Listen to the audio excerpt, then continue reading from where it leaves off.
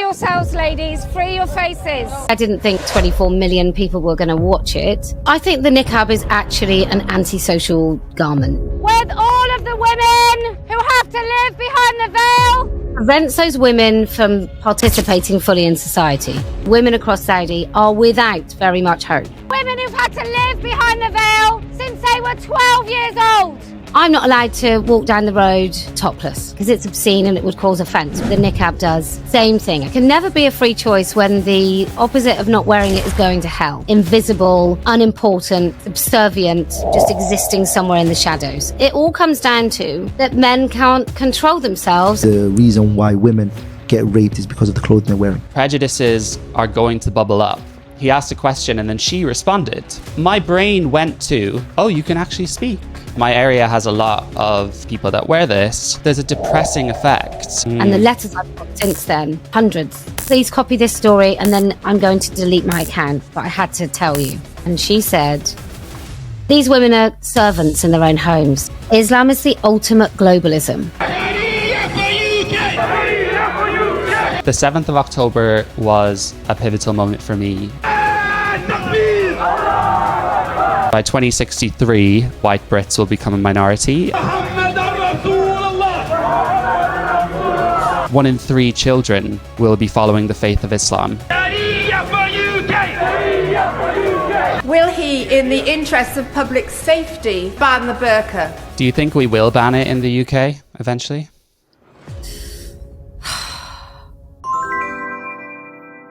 Hello everyone, it's Jack. Welcome back to my channel. Before we continue to this interview with Kellie-Jay Keen, I'm going to ask you to please subscribe to my channel. I can see a lot of you watch my content but are not subscribed.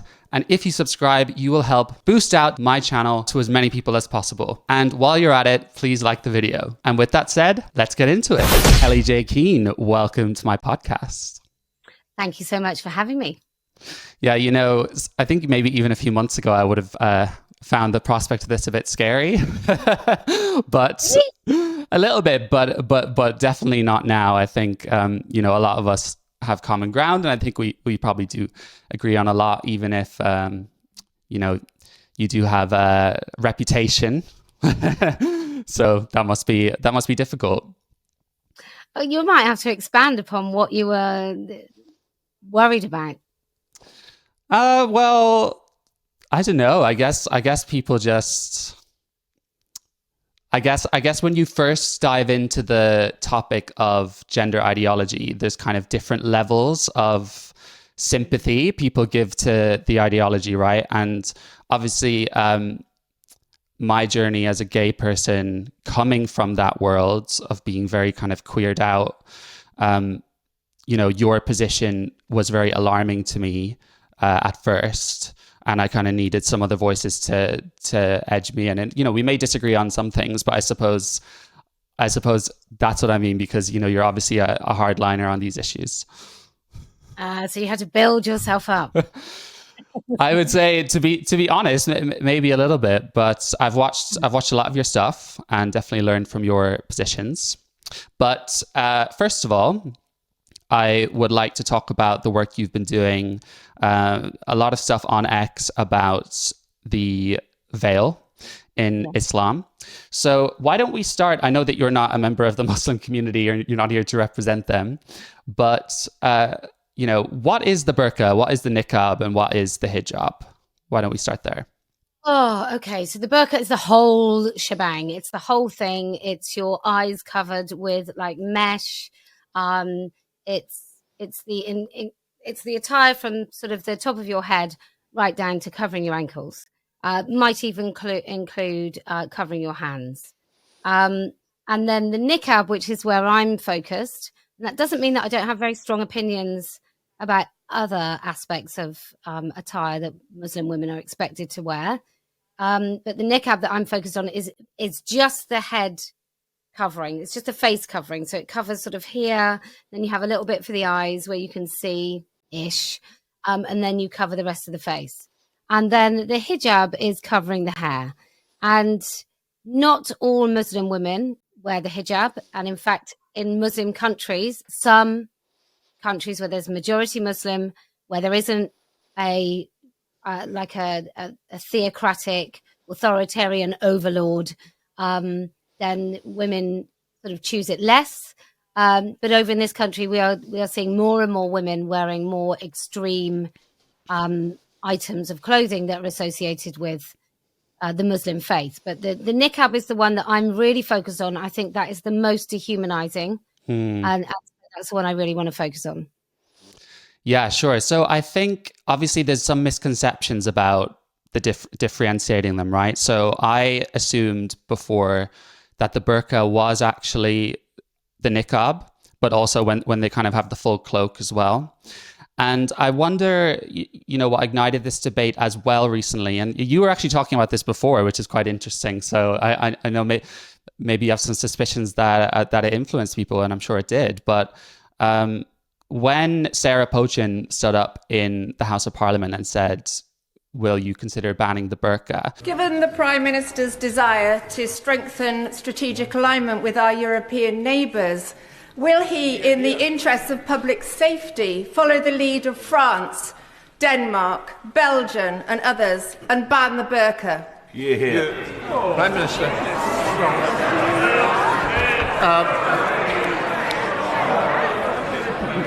Can I welcome her to her place?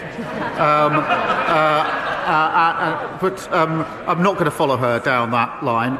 Do you think she was also referring to the niqab? Because I can speak from experience. I live in an area in London that has a very high population of Muslims. My whole council is pretty much all Muslims.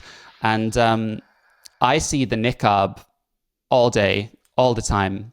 But I don't think I've ever seen the actual burqa with the gauze and the whole face covered. I mean, do you think we're focusing the debate in the wrong area? I think it kind of doesn't matter and does matter. It matters for me because I need to be really precise. But the idea of the burqa, the fact that in some countries it is banned already, so that might be why she's focused on that. I don't want to blow my own trumpet, but I think it was nothing. It wasn't a coincidence that I did this 7-second video where I saw these two young women at Speaker's Corner, and I basically said to them, "Free your faces, ladies. Liberate yourselves. Free yourselves, ladies. Free your faces. Free yourselves." And it was just flippant. And I shared it. And I don't think I thought I was going to get the response that I got. I didn't think 24 million people were going to watch it. But it was shared all over the Middle East and like Saudi Twitter. Like that's what people have written to me to say. It was all over Saudi Twitter. And it's a bit like when I've talked about the trans debate, if I can just draw a parallel, that just efficient, effective, very careful, precise language, which is exactly what this was.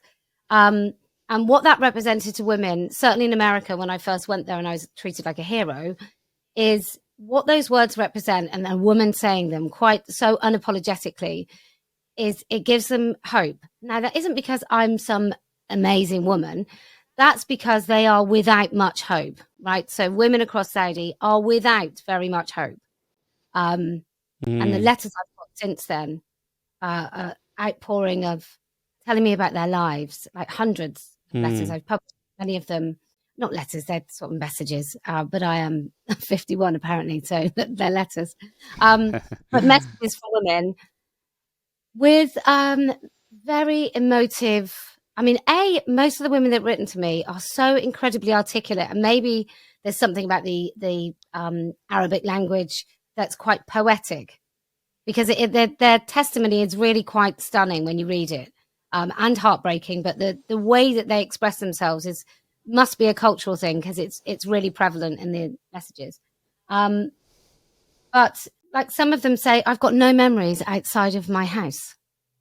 I've not felt the sun on my face since I was 12.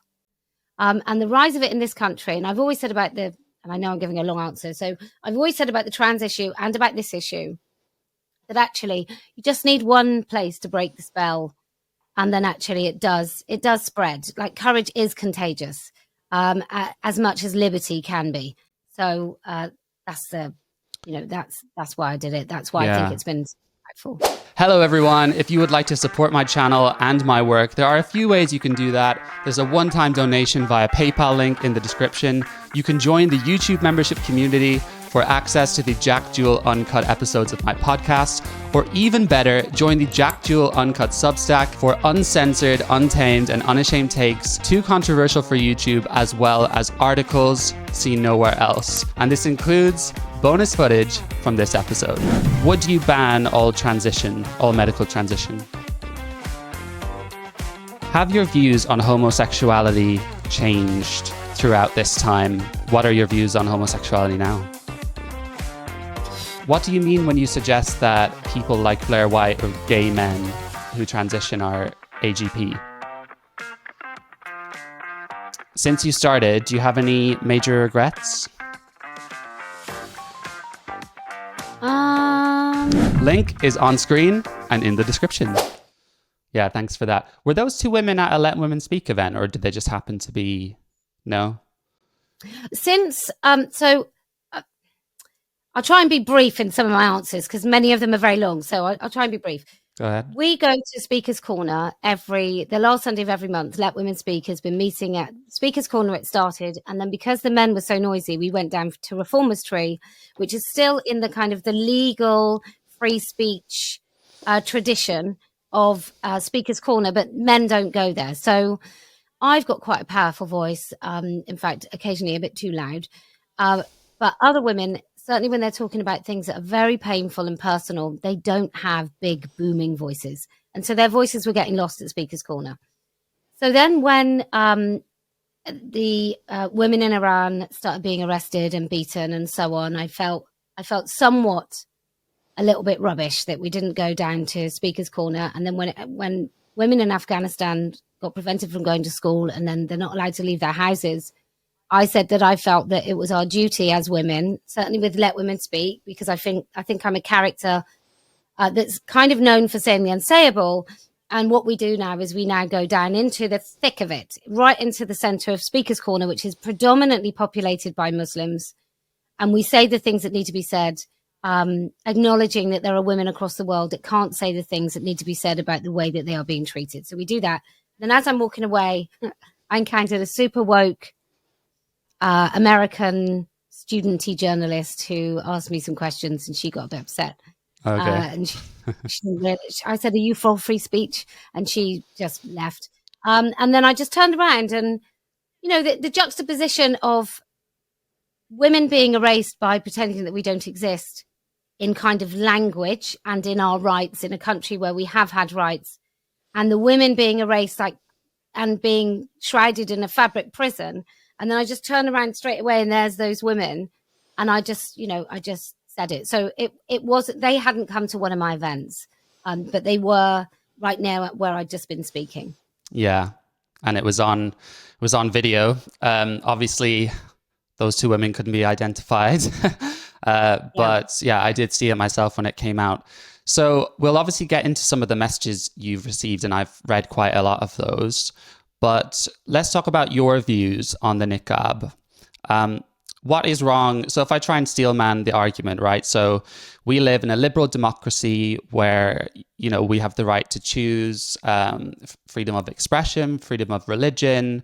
And what is this harming anyone? It's a very small percentage of people, and it's actually misogynistic to try and control what women wear. So that's what a lot of people I hear saying. So what do you have to say to that? And what are your views on the niqab? So I think the niqab is actually an antisocial garment. It's a bit like wearing, you are allowed to wear a swastika, I imagine, but it prevents those women from participating fully in society. So what I would say is society is a two-way street. Like, it's the way that you want to behave, but it's also the way that other people want you to behave. And we all have to behave in a less extreme way. So I can't go and be everything that I am everywhere that I go. You know, I can't go into Tesco's and just go up to a woman and say, hey, let me just tell you all about trans rights. Just stop there. I know you're doing your shopping, but hear me. I can't do those things because that would be antisocial. So we have rules and regulations. Like I'm not allowed to walk down the road topless. And why is that? Because it's obscene and it would cause offence. Well, I would argue that the niqab does the same thing. I think it's obscene and it causes offence. And also the very basis of why it's being worn. And look, I think there are all sorts of places where we used to have a bit of a social contract about how people dress and the sort of things that is appropriate to wear. And people are infringing other people's rights to not having to see that all over the shop. So I think we do need to get a little bit of pride and shame back into society. But we know that it's not a free choice. It can never be a free choice when the opposite of not wearing it is going to hell. So it's not a free choice. It prevents communication. It prevents those women from participating fully in society. And as I've learned, which I think I knew, two things. One about myself is that actually I probably did have quite a visceral reaction to the women behind the veil that I have not ever really considered when I'd seen a veil, right? Even though I could rationally argue about it, and I've always taken the position that nobody should wear it. And I've acknowledged that not many women choose, although I think over in the West, maybe in London, there's more people choosing it as a bit of a sod you to the West. And it's an identifiable kind of, I can do this. There's nothing you can do about it. I'm not part of what you are. So I know there's that. But I definitely know that I've not scowled because I'm not a 15-year-old, but I've definitely probably been frosty, shall we say. So if a woman walks past me in a niqab, if she doesn't have a niqab and I catch her eye, I might smile because it's kind of the sort of thing that we all do in a normal interaction. Or if I was sat on a bus and there's a woman opposite me, say her baby's making a fuss or whatever, I might look over and smile. I don't know that I would do that. And I would have done that because I find it, it's an affront to me as a woman that any woman would wear it. And now what I've decided is by hook or by crook, really, even if I think those women don't like me very much and they're wearing it as a bit of a sod you to the West, I've told myself that I am now going to start forcing those women to interact and to feel part of this, because maybe the reason some of them choose to wear it, which choice is a funny thing, but choose to wear it is because they don't feel part of it and therefore they can choose to opt out of society because they're not part of it anyway. But we also know that many fathers and brothers, and, it goes along with honor killing and extreme family violence and despicable control of these women, who live very small lives, and the niqab is merely a physical representation of the way they are expected to live, like small, invisible, unimportant, subservient, and just existing somewhere in the shadows. So that's why I think that I used to be kind of let's not, and now I'm like, well, how do you stop it? If we try to explain and we integrate and we've tried to all these arguments and more women are wearing it, and actually we have more of a quite extreme presence of Islam, which I think should make everyone quite afraid in this country, then, I think we have to take a stand on the things that mostly impact women. And I would go along with things like affordable language classes that insist that women in this country, like the men always speak the bloody language, but the women in this country actually have a chance to fully participate and know what their rights are. Yeah, that was a very interesting nuanced take, especially on those who choose and those who don't, because I suppose some people will argue, oh, well, it's never a choice. Every single woman's being pressured into it. Now, on LBC, I heard a Muslim man call up and he actually expressed concern about it himself. But in his case, his wife just chose to start wearing it. And then his daughter followed his wife. And he claimed that it was nothing to do with him. So I agree, there's an element of choice going on, but then it's kind of, what are the consequences for society in making that choice? And one thing I think about is, the argument for banning it. Some people say, well, yes, there are some women being forced into it, but lots choose. I sort of feel like, let's say there are 10% of women being forced into it. How can you ever know? And if you do ban it for everyone, yes, there's going to be some women who, have to let their face feel the sun, which I think ultimately is good for humankind. But at least we'll be saving those women slightly. Now, I think it's quite it's only the first step in addressing the sentiments behind why they're being forced to wear the niqab. You can take that away. It doesn't mean the misogyny goes or the coercive control goes. But that's sort of my argument is, when I came into the trans argument, for example, if someone said to me, but, only a small amount of kids regret it. And I said, well, even if one child regrets being sterilized, that's enough. We don't get to give other children this just because it's a small percentage. And I kind of feel like this is the same. I mean, I don't feel like the downsides of having to show your face to society are as bad as letting those women, fall by the waistline. Yeah, no, I totally agree with you. It's a bit like sex work, isn't it? It's a bit like, there are some women that claim to freely choose to exploit themselves, to sell their bodies and let men rent various parts of it. And we know that it's ultimately harmful. And we know that goes along with lots of other harms. And so we make it illegal. So I think if we were in different times and it wasn't attached to sort of misogyny and it was a genuine expression of faith, which I really don't think it is a genuine expression of faith at all. I don't think there's anything that supports it in the Quran. I did theology for my degree. There's and Muslim scholars, in particular women who might call themselves feminists, which is a long discussion that we don't need to have on whether or not you can be a feminist within a very misogynist, patriarchal religion. But those women would argue that actually there is no basis for that. And it comes from like nomadic desert people that all had to cover their faces. It wasn't about women's modesty is tied up in their face. And we know that it all comes down to essentially that men can't control themselves if they see a woman's face. Well, women are objectified when they wear, less clothes. The less clothes that she wears, the more revealing she is, the more skin that's displayed, the more the woman is objectified. And she's seen less intelligent, and she's also belittled and degraded. I believe that the reason why women get raped is because of the clothing they're wearing. You take a piece of meat and you place it on top of a tree. Lions see it. They're not going to let it go. They're going to eat that piece of meat. Yeah. Maybe the men should be wearing like blackout sunglasses and have guide dogs, like if they can't control themselves, let's do something about that. Yeah, I agree. And I think, leftists or progressives that think you should be able to wear this, they put back a lot of the responsibility on concerned people that, oh, well, it's just your prejudice. You're just scared of something you don't know.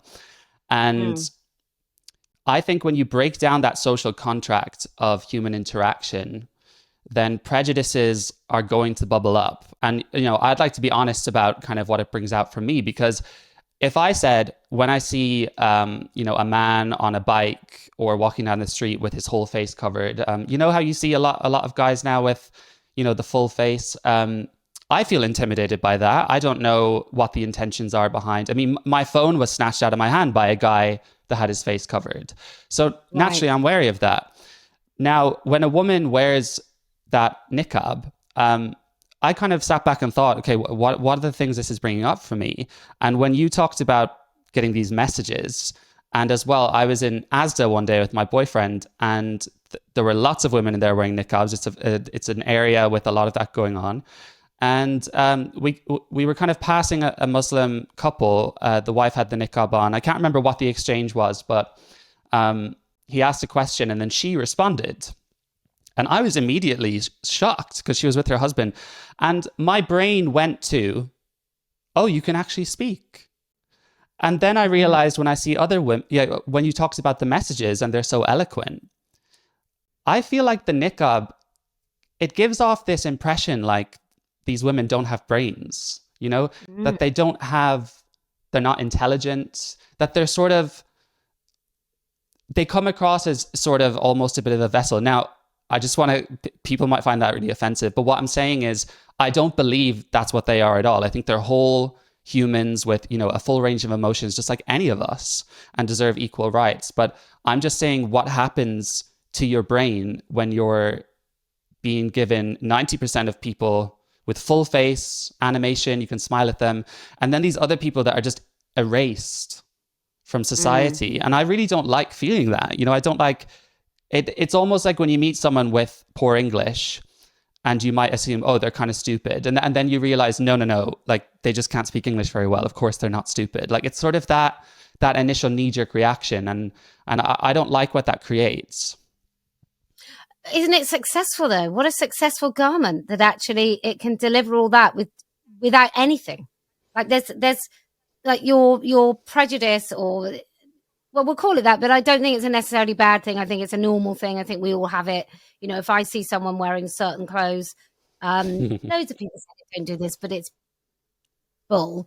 You communicate something about yourself with the clothes that you wear, and you do it on purpose. And sometimes that might be that you don't care about how you look, but often they will be items that you've carefully selected about wherever you're going so that people get a certain impression of you. And the niqab really is successful in completely erasing the person, like completely erasing that woman. Like I remember when I was talking about it before, I'd sort of say, you don't know, like if you don't see her walk, and you might get an idea about how old she is, but she could be anything from like 20 to 50. If you don't really see her eyes, like say she had a pair of glasses on as well, or 20 to 35 and no wrinkles. They probably don't wrinkle either, these women, because they never see the sun. I had a lot of sunbed, so I've heard they're prone to osteoporosis as well. Oh yeah, it's vitamin D. Yeah. You get. So,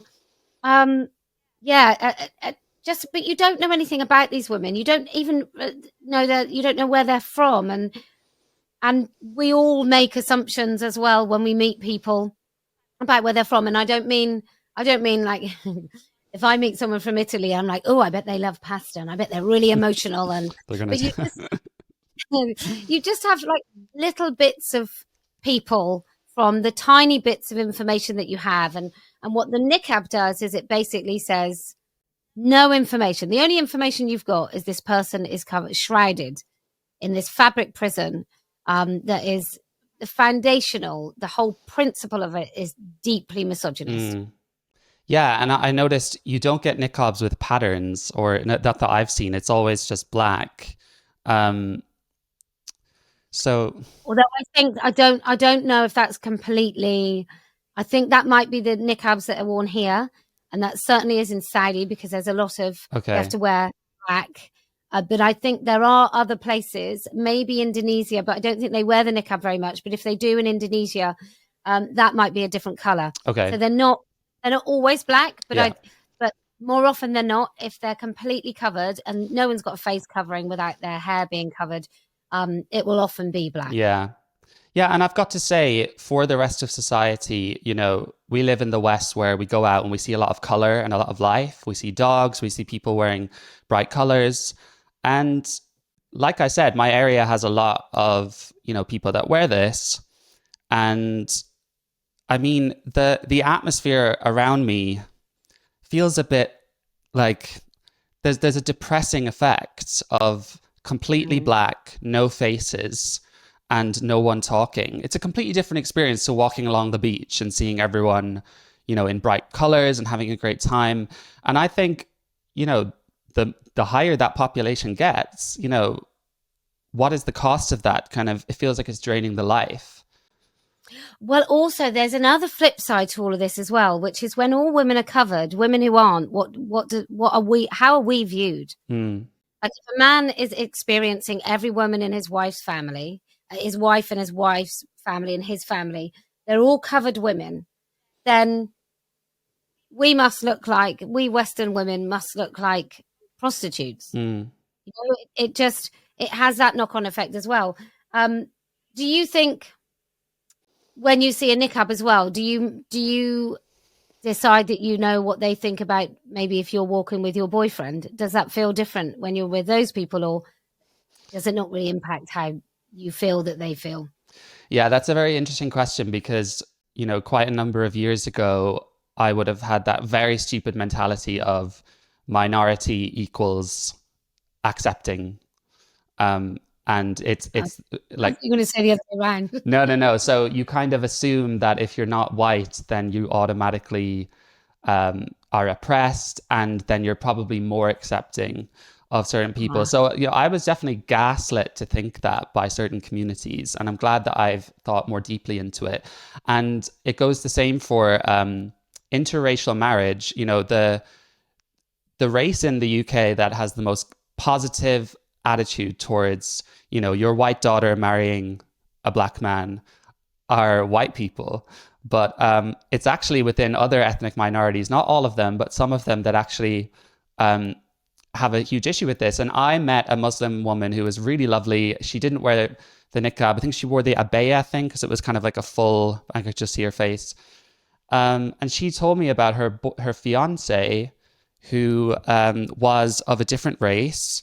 And she was either, Pakistani or Bangladeshi, I'm not sure, but her father outright refused to meet him or acknowledge the wedding. And I was thinking, gosh, I've never heard a white person in the UK say that openly. And with her, it's normal. And this is where we have that cultural relativism thing. People say, oh, well, they obviously think differently about things. It's kind of bigotry of low expectations. So I suppose to come back to your first question, I absolutely now think about my sexuality.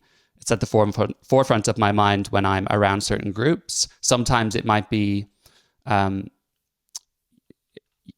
fear might be false. Sometimes it might be true. And I think as well, when you're a middle-class person and a working professional, which I am, and you work in an environment with Muslims, of kind of, a middle-class earning salary, I think that's a very different population of people, because to my knowledge, all of them have accepted my sexuality. At least they've not made it obvious otherwise. So I've become a lot more cognizant. The anti-Jack like staff network. You haven't come across that one yet? I've been lucky so far, but I'm waiting for the day, to be honest. I'm waiting for the day. I have to have an escape plan. Well, I mean, poverty is always like poor education.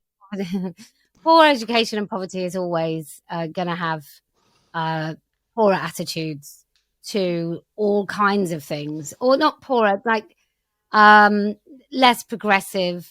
I know that progressive now means something awful. Yeah. But less progressive in the way that most people aren't really concerned, are they? Most people aren't really concerned. But I guess when you come from a poorly educated kind of migrant family, so I trained as a teacher. I never taught, right? There was not enough money in the world that would get me in a classroom. But I trained as a teacher, and the people that were on the outskirts of Bradford and Leeds came from a really, really poor area of Pakistan. Like loads of them came from the same place. And then the council, brainiacs, put them all in the same place. So the integration was abysmal. Like you'd have the massive council estate, which I'd never seen anything like it. It was every stereotype you could think. There was dog's mess all over the pavements. There was bikes and washing machines and broken sofas in the front gardens. There was boarded up houses. There were people sitting in BMWs selling drugs. It was I come from a really nice little area, even though like most of my family are working class and I was raised working class. Everyone had a tidy, manicured front garden and vegetables in their back garden, right? That was the council estates where I grew up. And everyone cleaned their cars on a Sunday, right? It's quite idyllic, really. You might have had one or two slightly rough families. Yeah. But not really. But this was proper rough. And you had like pockets of Pakistan, basically. And their parents, when they came over, they were poorly, like not educated at all, couldn't read or write, say, Punjab or Urdu. And then their children, first generation born here, or maybe born in Pakistan, but grew up here from little. they couldn't really read or write Urdu or Punjab, but they spoke it at home. And then their parents also couldn't help them with English because their parents didn't speak English.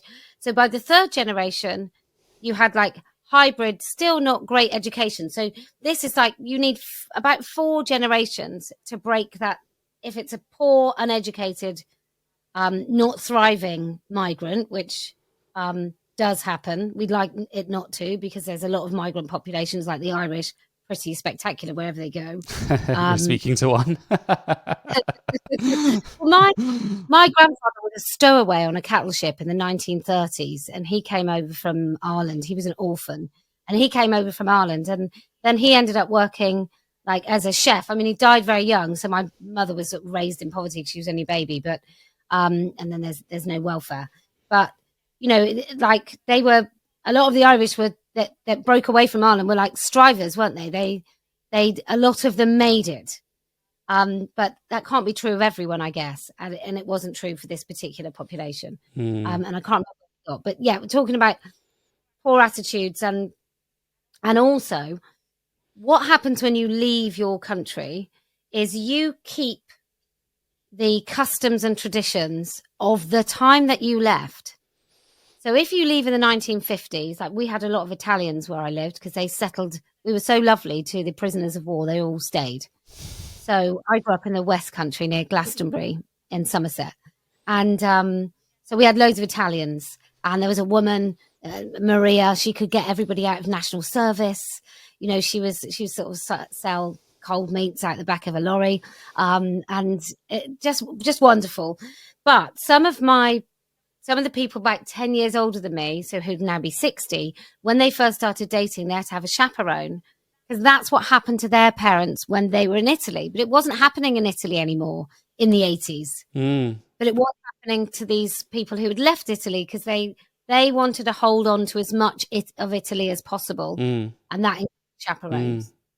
Very long, convoluted answer to poor people's attitudes. No, I think it's very interesting to start because we talk about assimilation and integration, but it's all very nebulous. And when you break down, you know, theories behind why certain attitudes don't get stamped out or in some cases grow stronger, that is very interesting. Could you tell me a bit about the messages you've received? I know that you said you've received hundreds. I've read some that have been very poignant and sad. You know, what are some of the examples of stuff these women are saying? And do any stories in particular stand out for you? Many stand out. I think the overwhelming thing about all of them is they're really similar. It's mothers, husbands, fathers, brothers. It's family, because actually in Saudi, I don't think you're legally required, even though it's culturally expected, but it's familial abuse. And it's so deeply misogynist. And there's also what they have to, so one of the stories is about, she describes many aspects of her life. And one of them that I didn't know in Saudi is you have to ask your cousin. So there's a cousin that you should marry. And you have to ask your cousin's permission whether or not you can marry someone else. And that cousin can say yes or no. And then you have to marry that cousin. Now, I'm only quoting what women have told me. So I'm happy that if anyone wants to correct me on these facts, they can. But many of the women aren't allowed on social media. And if they are, they've got like VPNs and they've got secret accounts. So I've had a few where people have said, please copy this story and then I'm going to delete my account. But I had to tell you. So it really did go like wildfire. And so I honored that. But one that really broke me, and I think it's because there was something about the simplicity of what she was saying that really delivered quite a full picture of how her life is. And she said, I don't even know what day it is unless I look at the calendar, because every day of my life is the same. And she said that all of her memories are in these 4 walls. I think that is probably the most poignant one.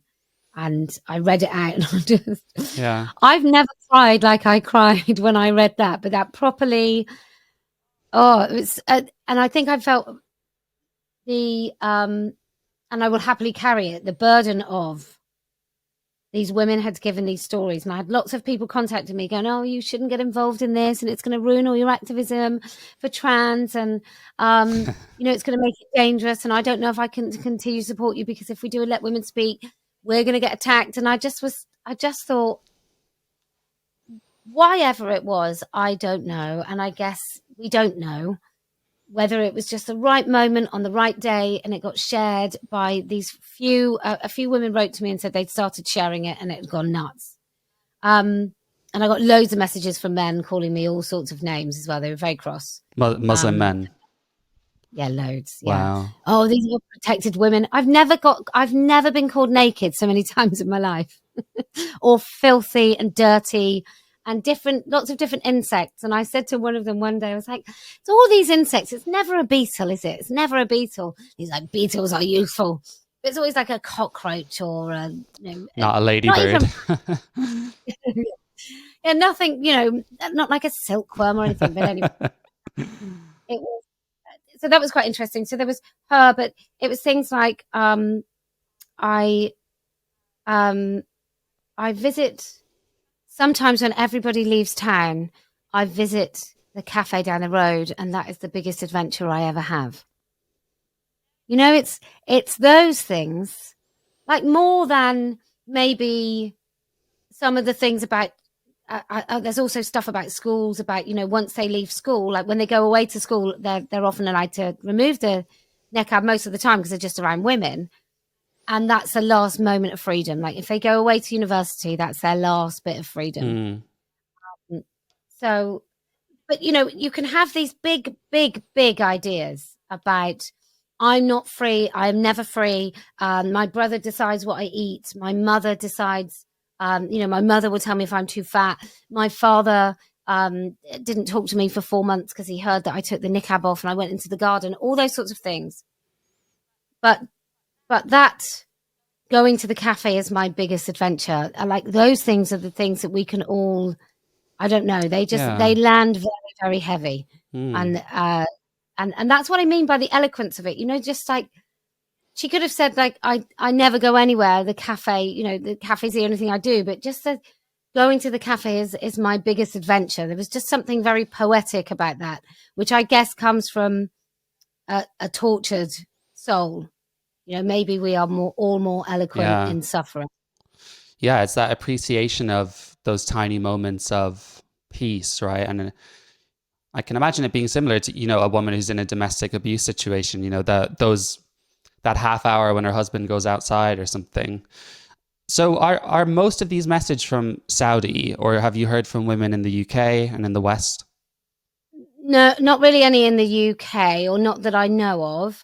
Armenia, some from Iran and Iraq. I mean, there's the other messages with regards to the niqab will be things like, my brother beat me because he saw me without it, and he thought I was going to leave the house.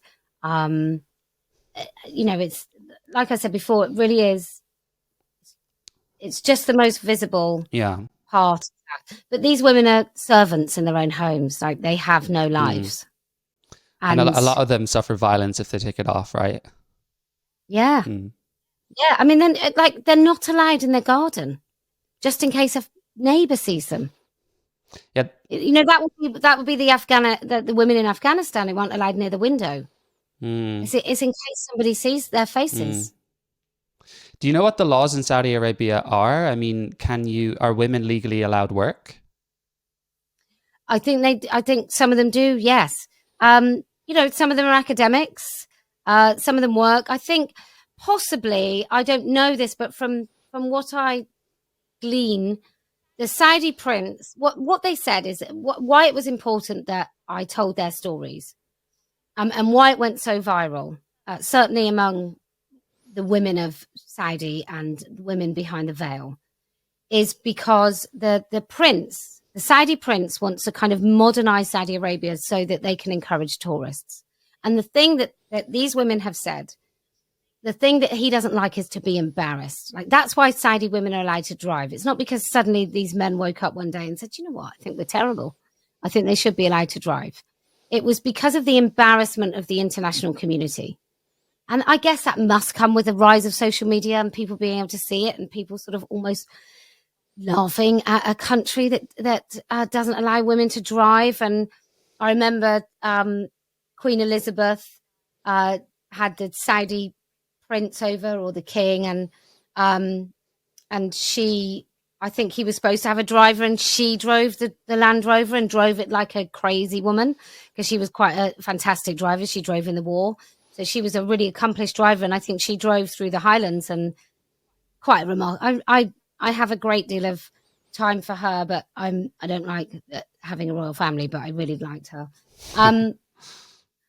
So, you know, like most British people, English people. So that's another reason why these women wanted it to be told, because they think if the prince gets too embarrassed, then he can ban it. He can kind of outlaw it, not just say that women don't have to wear it anymore, but he could punish the fathers in those families. Yeah. Do you think we will ban it in the UK eventually? I don't know. This government is horrendous, so I doubt it.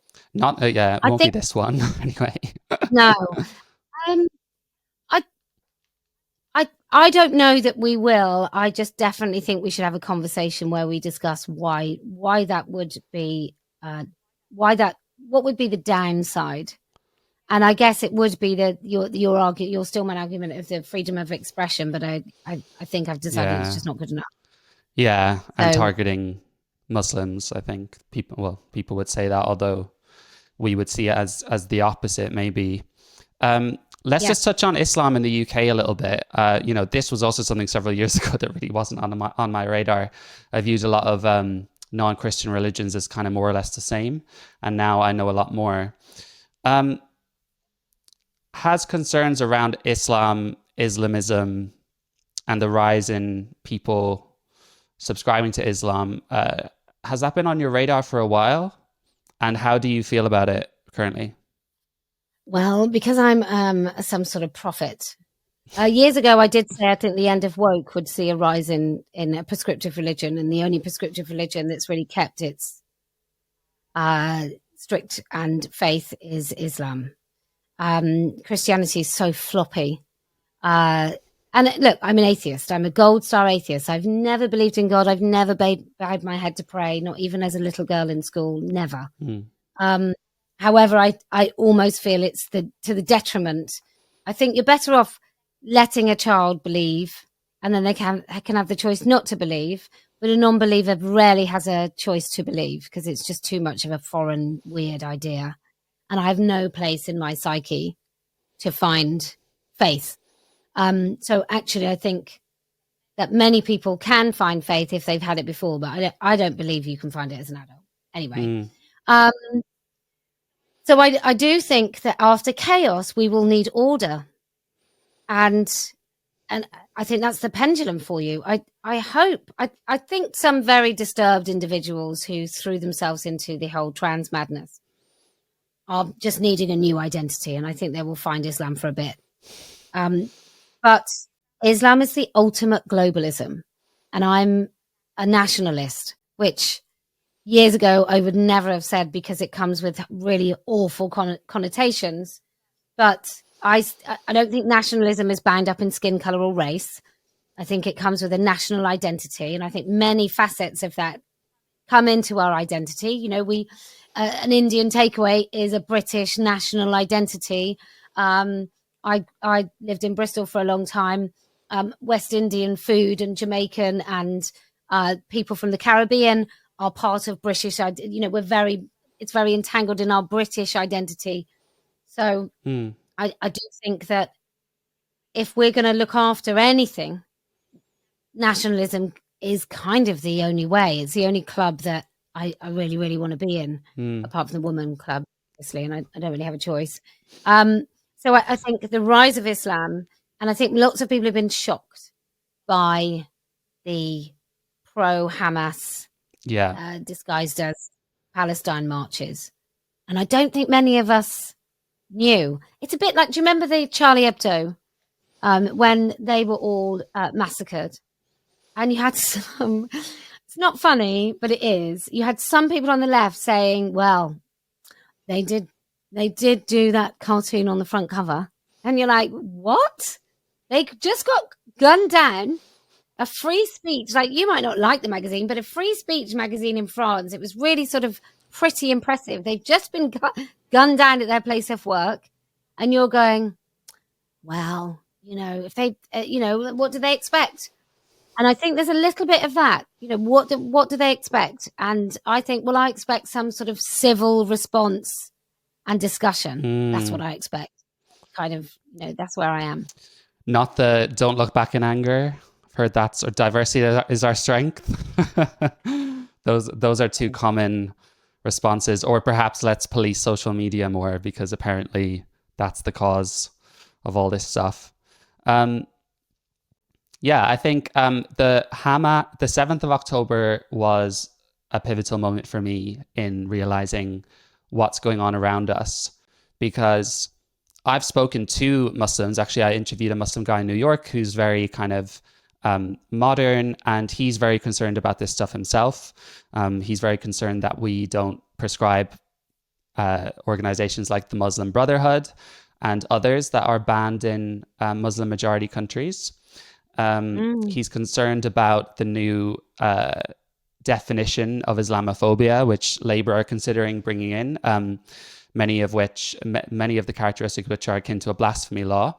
I have a video on that, if anyone wants to learn more. He explained to me how a lot of us have been oblivious to this, because what goes on in, a religious building, if you're not part of that faith, you just see it as totally irrelevant to you. If I passed a synagogue,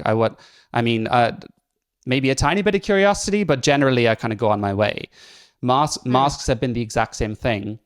And, more or less, a lot of people view religion as, a peaceful, spiritual, good thing.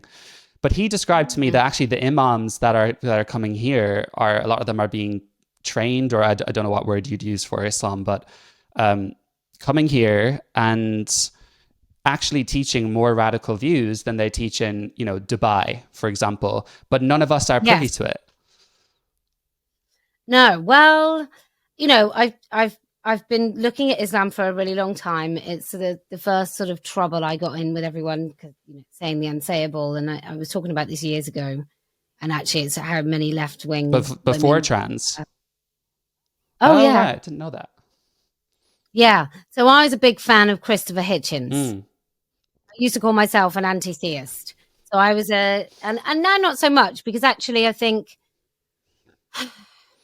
maybe if we had some cultural tradition in this country, then we wouldn't be so under threat by others. Yeah.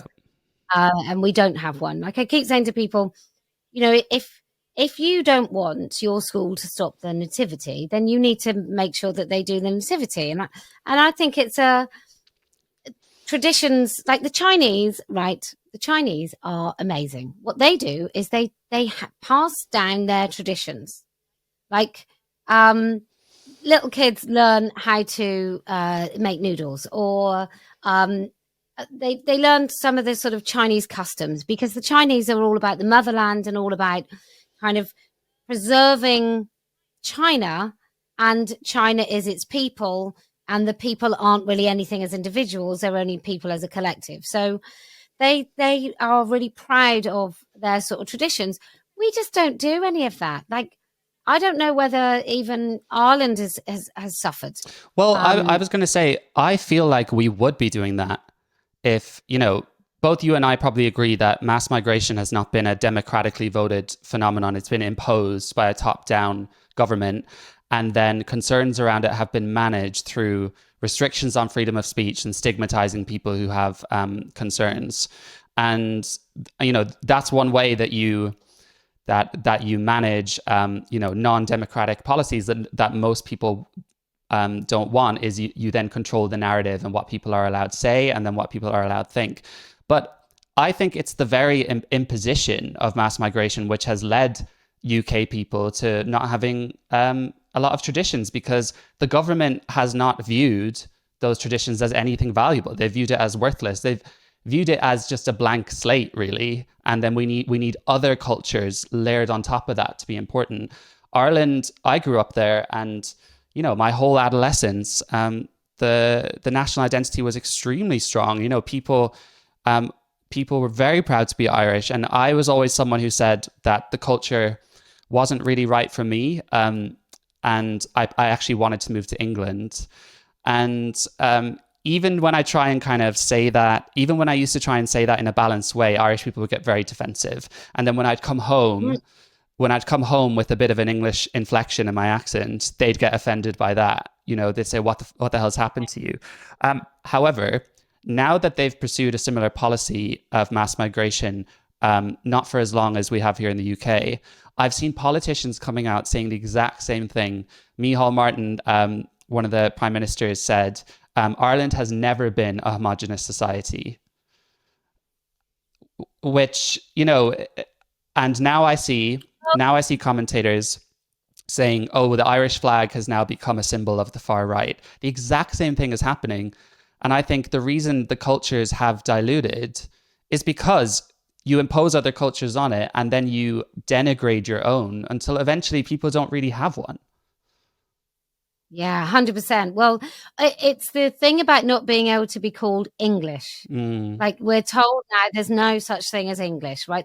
So I think you can come here from anywhere and you can be British. Just like, well, actually not just like, so I know people born in, and my parents lived in China for about 10 years.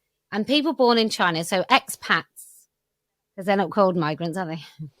Expats would be in China for a finite amount of time, and they would have their babies or whatever, but those babies were not Chinese. No matter where they were born, and they were born in Hong Kong anyway, but they were not Chinese. They might be like Argentinian American, whatever their parents were, that's what they were. They got no citizenship or right to claim to stay in the country or anything.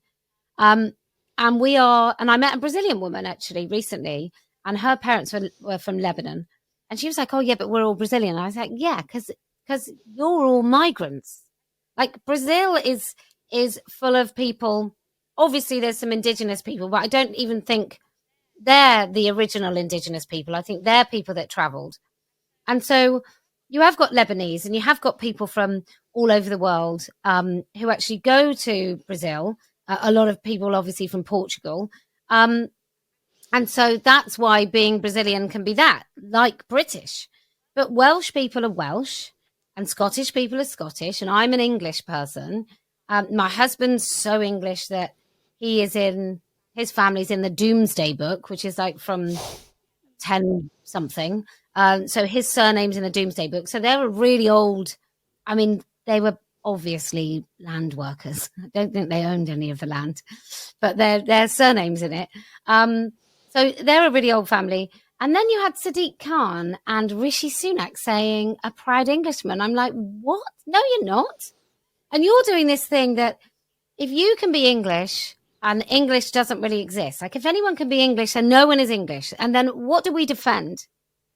We don't have anything to defend or honor because it doesn't exist, because it's just so.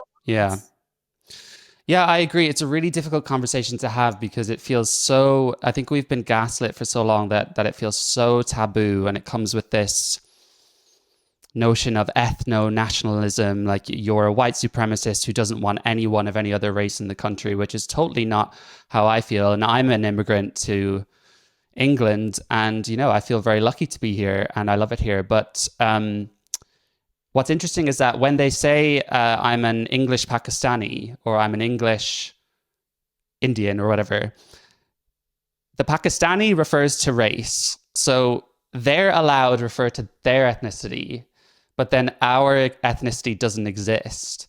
And I've seen people in Ireland having the same debate. Now, I'm fine recognizing there's kind of someone who's culturally English, like they were born here, they've maybe never been to Pakistan, maybe they're in a very modern family who's, their parents are doctors, or, like anyone else, they have the same values and they're not religious, something like that. But I still think, as I'm sure you understand, language is important and definitions matter. And I sort of view it as a bit of a neutral thing. It's just a definition. We can have a definition for an ethnic identity that goes back centuries. And I think one of the issues of this is how we import everything from America. There's no modern day American ethnicity. There's American nationality. And young people growing up today being exposed to these wild academic theories imported from America and media, I feel like they just view the UK as like the same as America, even though the history here going back centuries and centuries, like it's not the same. I don't know why we keep doing, like we've just imported this abortion up to birth thing. Yeah, that's crazy. Like that nobody, didn't know anybody had actually asked for or talked about it. And that I'm pretty sure that's just straight from America. And I've been accused of being things which are like, that's not even a thing in this country. Like people say, oh, you're funded by the Heritage Foundation, as if some religious right American think tank or whatever that they are. I think they're a think tank. I have met with them a couple of times, and they're very nice people, and they knew more about this issue, the issue of trans, and they are definitely in the ear of Trump, or certainly some people in his inner circle. But they knew more about that than anyone else. Anyway, I digress. But like, as if some religious group would want to fund an atheist in the United Kingdom, like as if that's a thing. So we do keep importing this stuff because these kids are online, and they I wonder if the house prices weren't so much and they could actually work hard enough and save and buy a house and have a purpose and a focus that was material and real. Yeah. Whether or not they spend so much time thinking, I have achieved something. Oh, what did you do? I'm now a they, them. Did you write a book? No. Have you bought yourself a house? No. Have you got yourself a decent job? Not really. I can't do any of those things, but I am non-binary. Yeah, and I think even if you're English and you've grown up here, your experience is transient. That of, someone who does move here and just rents somewhere for a while and moves around, because the opportunities to invest in that, that land and kind of, be somewhere, settled somewhere where you can have children and perhaps they can inherit it and everything. So we had some recent research come out lately from Matthew Goodwin, which you probably saw on demographic predictions in the UK. Now, certain commentators have tried posing these questions to Reform, and they have not wanted to engage with this area, even though they have obviously strong views on lowering migration and stopping illegal migration. So he talked about many different stats, but kind of two I'd like to call out is by 2063, it's estimated white Brits will become a minority. And then by 2100, it's estimated that 1 in 4 adults will be Muslim, and 1 in 3 children will be following the faith of Islam. So it's obviously... Don't you? I think that's an underestimation. He says it could be, yeah. Especially... I think it'll be more. And we don't have children. Yeah, I mean, it feels like an impossible thing to solve. But, the first thing that comes to mind for me is I come from the world of musical theatre and I'm not in it anymore. Now, there are next to none Muslims in musical theatre. There might be some.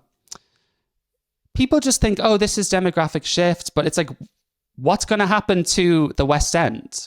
Who's going to perform? What's going to happen to all of our pubs? They don't drink. Are we just not going to have bars and pubs anymore? And then we obviously have a lot of Muslim majority countries. So I'm really worried about this. And the main thing I'm worried about is the civil unrest that will occur, because I don't think that the Brits will kind of languish back, and I know that it's a very strong term to use, but sort of feel like they're being replaced or displaced. And, we have predictions for people like David Betts. I don't know if you've seen that. And he thinks for certain we're going to experience civil war. I mean, how do we talk about this because we want to be able to be multiracial. But how do you stay multiracial while making sure the white Brits don't become a minority. Like, how do you weigh that balance, you know? It's so tricky, isn't it? I mean, I feel it's a minefield because does the color of our skin matter? Well, no. But then would we say that if Japanese people no longer existed? You know, if they were, if suddenly Japan, because Japan has very little migration. Yeah. They're very, and other countries. So we do lots to encourage migration. One of them is that you don't have to pay anything in to get benefits. Like, we could stop that tomorrow. That would certainly stop a lot of people coming here. Now, that doesn't mean that I think people should be plunged into poverty. And I do think that if you come here legally, for good reason, if there's a good reason, that as a civilized democracy, that there should be cases where people are welcomed. But more than that, it's not just who we import. And it's really difficult, isn't it? Because I don't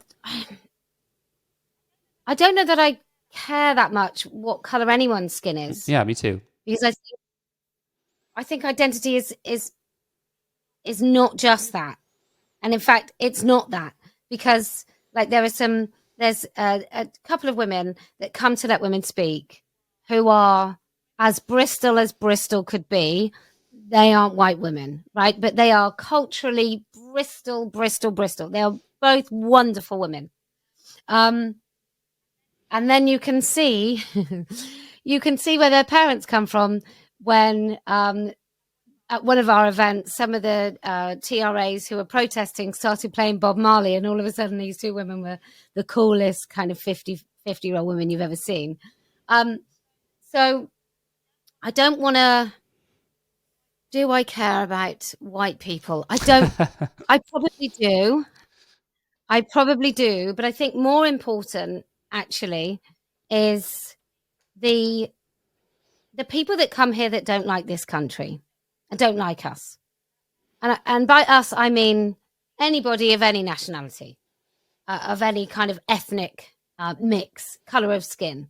And there are people that come here that really hate us, hate our way of life, hate everything about us, happy to take the benefits, happy to take whatever benefits, whether they're monetary benefits or the benefit of us having a relatively law-abiding society, although that is in rapid decline.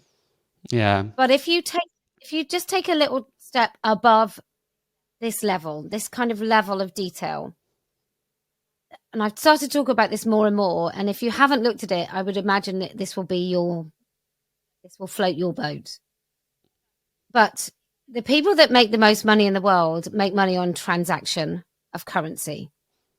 And so you need a good GDP for those people to make their money. Once you acknowledge that all the decisions about letting as many people in as possible is simply about them money changing hands, spending currency. Once you look at it like that, everything makes total sense. Oh, yeah. Nobody cares about the white population. Nobody cares about the poor. Nobody cares. Like euthanasia, yeah, they'll bump some people off who maybe aren't spending very much money. Surrogacy, your rights, my rights, none of those things matter as long as there's enough people spending the money. So what that means is if your country's GDP is, I don't know, say it's like £1 million. Now, you could make that 1.5 million, but every single person in the country, because you double the population, they might only have £3 in their pocket instead of a tenner. But you don't really give a shit about that because you only care about the transactions and the currency and the globalism threat of Islam is very real, and they have different priorities maybe. But the upper echelons always, the people that we don't know the names of, which makes me sound like a lunatic, but you know, the Black Rock. Yeah. And that's currency. Is it one oligarch backed both sides of the Second World War, for example, because they all had to spend money and they all had to buy weapons. So, you know, that's really interesting because I've always told people about the angle of, you know, leftists they're supposed to be anti-corporate greed, but actually mass migration is propping up big business. It's undercutting small businesses because the big businesses, they can hire cheap labor, they can deal with all the excess regulation and red tape, they can cope with these kind of excessive employment right laws. But it's the small businesses which are being crushed by this. So, you know, it's not pro-working class. I think of things now much more on a globalist, nationist plane rather than right and left. It just seems like we've entered that arena more. You know, it's like we need to focus first on the nation state before we even start thinking about whether our economic policy domestically is right or left. You know, it's like we can't make those decisions when we're fully globalist. I think I just one last point on that before I move on, because you know, we talk about integration. I just hear it all the time. Integration, you need to buy into our culture, our values, you need to assimilate. Sounds lovely and great. It's all very nebulous. We're at a stage now where we have siloed communities living complete parallel lives in totally different neighborhoods, speaking a different language, going to a school that's entirely homogenous. You know, it's not diverse like they'd like us to believe, following a completely different faith. Like, you know, I know that you're not a policymaker on this, but I struggle to get answers from people when I say, but what does integration look like for that? Like, is it not too late? What with the there's so many reasons why it's crap.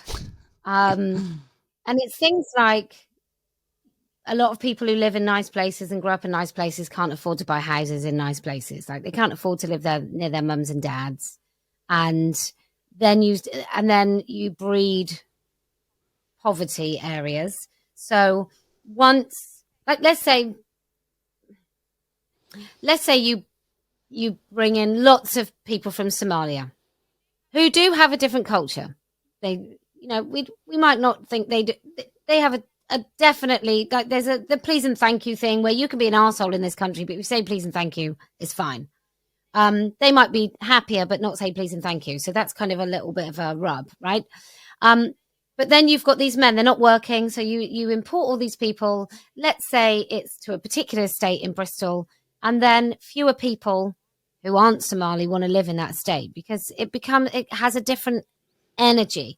You might have men hanging around on the streets. You might have, women aren't allowed to come out. Nobody's going to the playgroups anymore because these women are expected to stay in. Or stay in their mosques and, just go to the mosque on Friday or whatever, or whenever they go, Friday, Saturday. And for the rest of the time, they're expected to stay in their home. And then maybe the cafes are closing and then you breed this kind of, this emptiness. And so then people don't want to live there. How you reintegrate, I don't even know if integration is a genuine thing when you've got people who don't want to mix. When you've got people who can't speak English because we stopped doing English lessons, we stopped insisting that you like this country to come here. So, where I grew up with the Italians, they still had their Italian traditions, but they also owned the local chip shop, and everyone knew them, and they brought a little bit of themselves to add to your community. They didn't bring themselves and not participate. Yeah, which is, I think, what's happening with many of the immigrant communities. And then you've got the cultural relativism, which you talked about earlier, which is then we have this expectation that, and it's so racist, that brown people, perhaps, those brown people from over there, they can't really be expected to not be barbarians. They can't be expected not to beat their wives, or they can't be expected not to cut their daughter's clitoris off because, who are we? So there's that. And I'd say that the position of saying that I expect those people to behave is because I see them as full human beings, much like myself. And the low expectation that other people have that these people can't be expected to do the things that we all expect they should.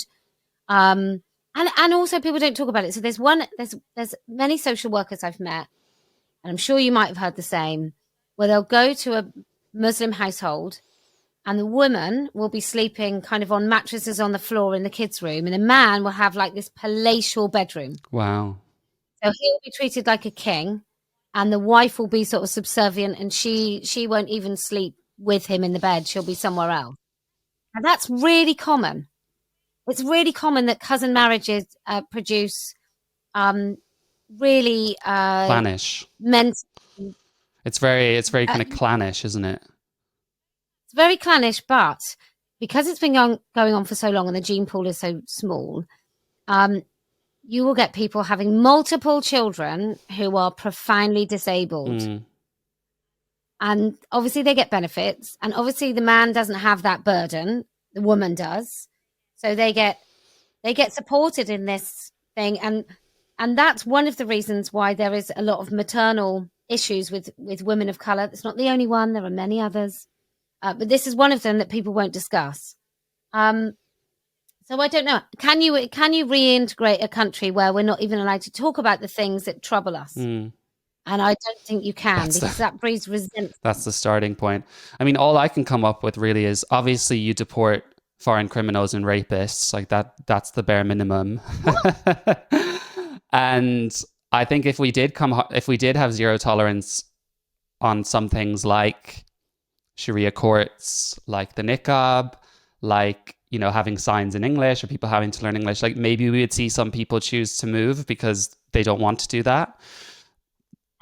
Otherwise, I'm not too sure. Kellie-Jay, it's been incredible and a really, really interesting conversation. You've given me lots of your time, so I appreciate that. I'll put all of your links, obviously, in the description. Anything you have coming up that you'd like to flag? I'm doing something very exciting at Speaker's Corner in the last Sunday. So do come. The last Sunday is a picnic, but we are doing something massive at the end of June. And also I'm going to do a dog whistle stop tour of Canada in September, October, which is, we're just planning now. It's going to be amazing. So the Speaker's Corner thing is that a secret until you do it? I can't discuss it until I do it, because it is quite... Are you going to wear the burqa? It's going to be... I can't divulge. We are now going to do the thing that all of those women cannot do. Which one is to tell you to shut the fuck up? And that is to remove the veil.